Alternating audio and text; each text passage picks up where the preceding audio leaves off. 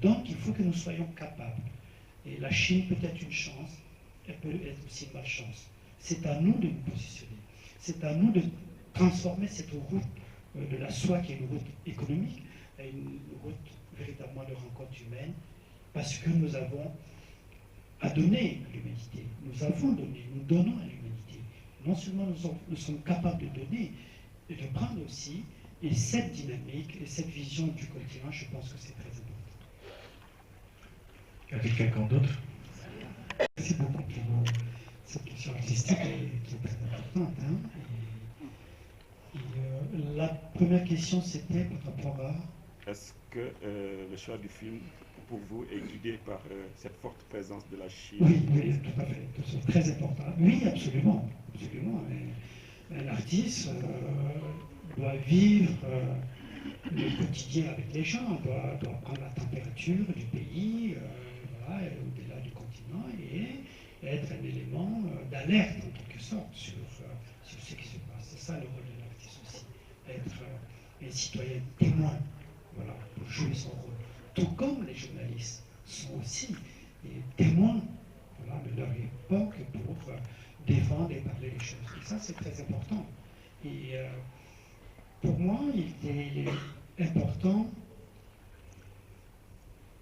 de valoriser à chaque fois cette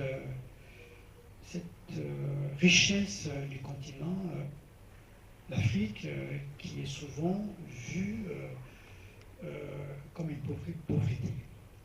Et Aminata Draman Traoré, pour ceux qui la connaissent dans le film Bamako, elle dit une chose qui est très importante, que la principale caractéristique de l'Afrique, ce n'est pas sa pauvreté. Elle est victime de ses richesses. C'est ça qui est important. Et donc, nous devons, en tant qu'artistes, être capables de divulguer ça le maximum possible. Moi, j'ai tourné ce film, j'ai fait 3 ans pour l'écrire, avec mon épouse, d'ailleurs, qui est co-scénariste.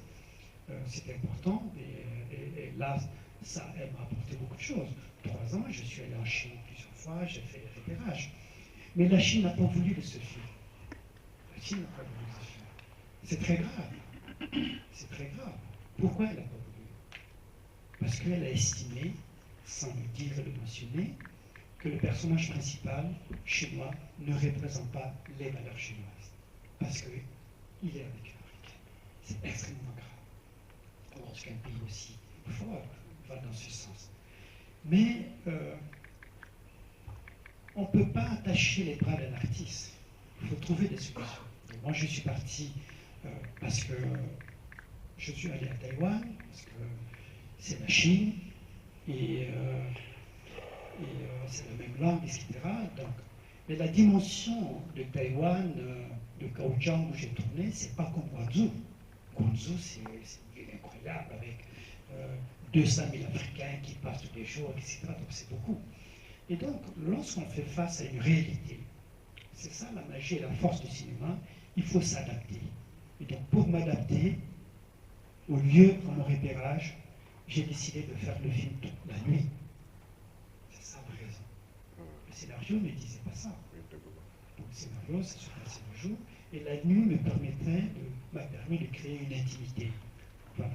D'être l'intime, de ne pas aller dans ce sens-là, où je montrais vraiment le côté presque documentaire avec Guangzhou, une ville d'Africains très cherchée. Merci beaucoup. Qui? C'est toi.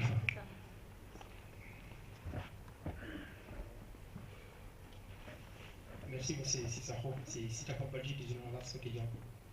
Le récit est empreint dans le film, et même par rapport à vos choix, il y a eu des obstacles par rapport à la vision du monde de l'autre. Et est-ce que c'était. Qu'est-ce que vous cherchez en regardant l'Afrique à partir d'autres parties du monde? Merci.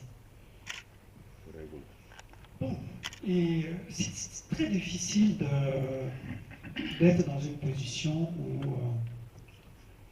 on répond à une question en résumant les choses. L'Afrique est vraiment vaste, complexe, riche, etc. Il y a beaucoup de choses. Et je trouve d'ailleurs que l'Afrique est partout.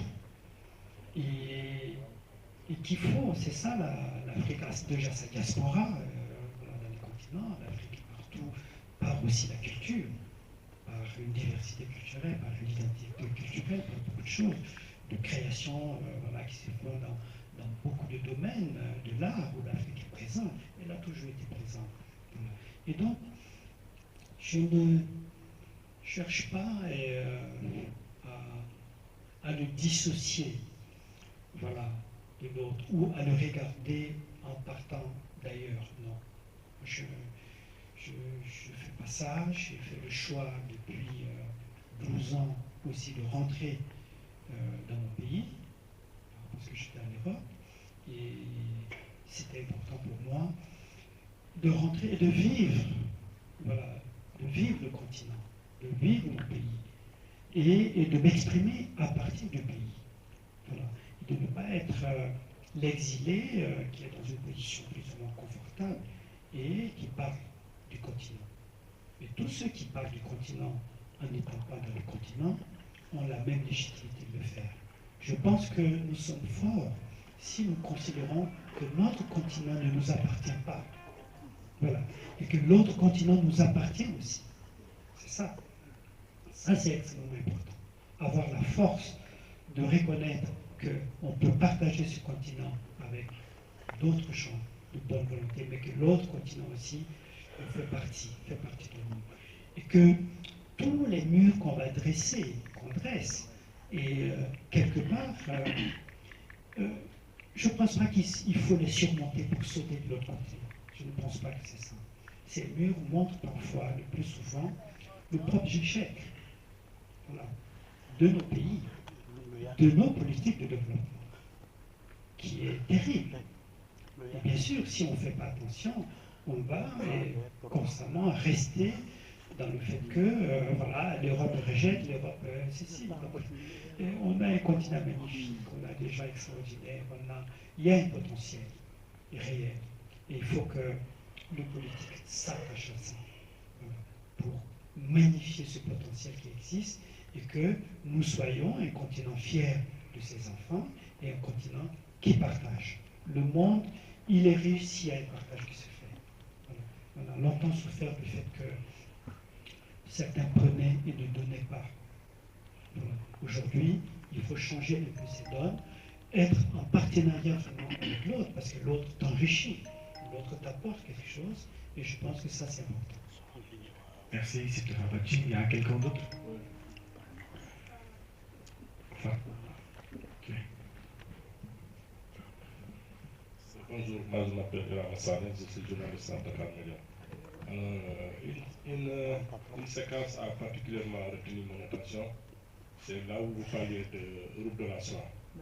Alors, quand on sait ce que cela a représenté dans les échanges, dans les commerces, dans les relations entre l'Asie et l'Europe, dans le temps, vous, en tant qu'Africain, en tant que réalisateur africain, quand vous l'évoquez dans vos films, quel est le message que vous voulez lancer, quel est le message derrière que vous voulez lancer en évoquant cela dans cette séquence-là? Merci. Je dirais, c'est une façon, je pense que je dis par là,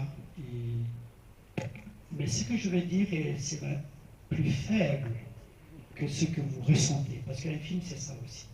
Les films sont faits, les séquences sont faites, les symbolismes dans le cinéma, c'est pour que l'autre se l'approprie. Voilà, il le porte plus loin que celui qui l'a fait.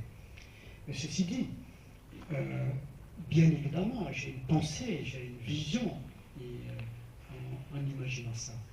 Et nous avons eu des rencontres de route avant celle de la soie.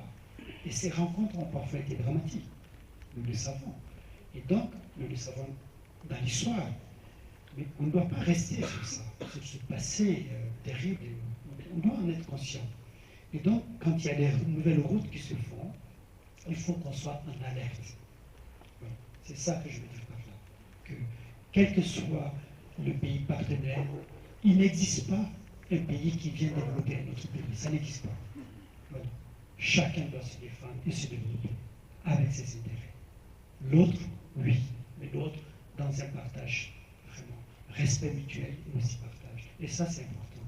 Et c'est important que lorsqu'on fait un film, même si c'est un film d'amour, mais c'est le cas, c'est un film qui montre la force de la femme, de toutes les femmes.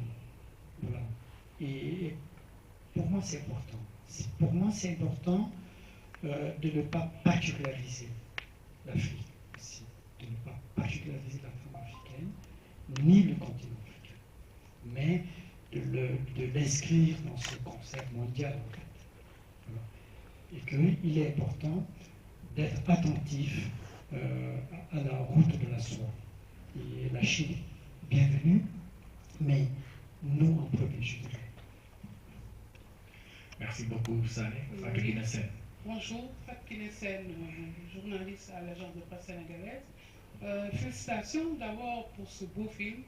Esthétiquement, c'est un très très beau film, comme on le connaît toujours en vous, les films qu'on a eu à voir dans votre filmographie. La question que je voulais poser, c'était justement par rapport au tournage. Vous y avez répondu tout à l'heure, et à cette réalité de rejet. Parce que c'est un rejet dans la réalité qu'on voit. Et comment qu'est-ce qui vous rend optimiste, je voulais dire, par rapport à ce dîner de l'anniversaire donne un peu l'espoir que cela va changer. Mais je me demande, en regardant cette séquence, qu'est-ce qui vous rend optimiste en vous écoutant tout à l'heure parler de rejet? Et surtout, ce questionnement aussi dans le film entre l'amour et le bonheur. C'est une vraie philosophie que vous nous donnez à réfléchir entre l'amour et le bonheur à travers ce film. Merci. Merci. Et, voilà. La dernière question, elle était pour forte et compliquée, que ça m'a dérouté de la première. Qu'est-ce qui vous rend optimiste? Oui, qu'est-ce qui me rend optimiste? La particularité, à mon avis, de la création artistique, de l'art en général, quel qu'il soit, l'art doit avoir une dimension optimiste. C'est important. Sinon, on devient un procureur, un juge, voilà, qui tranche, qui dit. La création, c'est avoir de l'optimisme. Ouvrir une porte, toujours. C'est très important. Moi, je suis optimiste parce que l'histoire nous montre qu'on peut l'être aussi, quel que soit le drame des rencontres, quels que soient les rejets. Vous savez, si on prend l'Europe, si on prend la France, il y a moins de 100 ans, les Italiens étaient rejetés en France. On les comparait, si vous voyez, le mot est faible. On fermait presque, on pouvait écrire sur des restaurants les Italiens d'Europe. Ça, c'est l'Europe, face à l'Europe. C'est un rejet. Mais on voit qu'il y a une construction européenne après tout ça, avec le temps. Donc ils ont dépassé ça. Les rejets des Africains, je dirais la méconnaissance de l'autre, ça a existé. Mais aujourd'hui, un mariage entre un Italien, une Ivoirienne ou une Gambienne, c'est pas une curiosité, c'est quelque chose de normal. Mais la version chinoise, elle est curieuse, parce que la Chine vient de s'offrir au monde. Et donc le rejet peut être là. Mais les gens, quand ils apprennent à se connaître, il y a moins de méfiance. Et ça, je trouve que quand on connaît ça, on devient forcément optimiste, que l'humain existe et les gens ont la capacité d'aimer l'autre et de construire des choses ensemble ou pas. L'échec peut se passer même dans une société où où le rejet existe dans nos sociétés, sous d'autres formes aussi. On sait qu'il y a des rejets qui sont de l'ordre des castes, voilà, ça existe. On refuse même aujourd'hui les mariages parce qu'elle est de cette caste ou elle est de cette caste. C'est des rejets aussi. Donc il ne faut pas que nous pensions que le rejet c'est seulement une histoire de couleur aussi. Et qu'il n'y a que nous qui sommes victimes de ça. Nous participons dans un certain sens à ce genre de rejet. Et nous voyons aussi que dans ce sujet ou des mariages qui étaient compliqués il y a une trentaine d'années ou une quarantaine d'années, parfois impossibles, sont aujourd'hui possibles. Parce que la société évolue, elle change. que les gens s'imposent aussi. Et donc, c'est le plus érigé. En tout cas, ça l'est de moins en moins. Et donc, quand on voit tout ça, on est optimiste. Merci. La philosophie de l'amour et du bonheur. Moi, je pense que le bonheur, si on doit le définir, il n'existe que dans la quête du bonheur. C'est un chemin. Il n'y a pas un objectif, le bonheur est là, je vais le prendre, je suis heureux. Non. Le bonheur, c'est même banal de le dire, parce que ça a souvent été dit par d'autres, pour moi personnellement, c'est une trajectoire. Et dans cette trajectoire, je rencontre le bonheur. C'est pas parce que on rencontre l'âme sœur ou frère qu'on a résolu toutes les choses du monde. Non, c'est bien, c'est presque, c'est comme si on a parcouru la moitié du chemin. Voilà. Et c'est bien. L'amour est quelque chose d'extrêmement important, et l'amour dans tous les sens. Hein. Et l'amour du conjoint, d'une conjointe, l'amour du voisin, le respect du voisin, l'amour de la terre, l'amour de l'arbre, etc.